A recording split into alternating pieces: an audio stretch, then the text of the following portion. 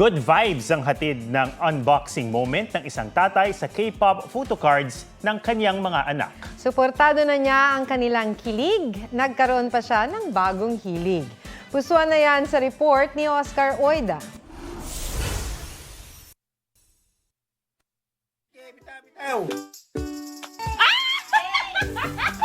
Ano gagawin mo yan?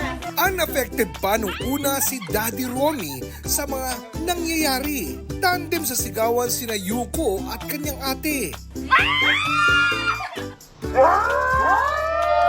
Habang ina-unbox ng kanilang tatay ang mga random photocard mula sa 17 Is Right Here album ng K-pop group na 17.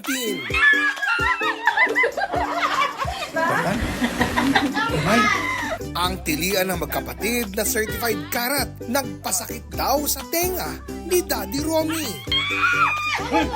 Kwento ni Yuko, for fun lang talaga na isama sa video ang kanilang tatay. Ang riot na pag-unbox, umabot ng milyon-milyong views sa TikTok. Pero di nila inakalang mahiswerte ang kamay nito dahil napauwi niya ang mga miyembrong nasa bias line nila. Hindi kasi napipili ang mga photocard na pwedeng makuha sa album.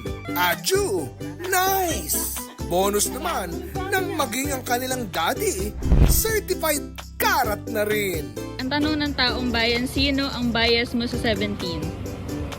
Inyo. Oscar Oida, nagbabalita para sa GMA Integrated News. Mga kapuso, alamin ang State of the Nation. Mag-subscribe sa GMA Integrated News sa YouTube. Sa ating mga kapuso abroad, samahan nyo kami sa GMA Pinoy TV at sa www.gmanews.tv.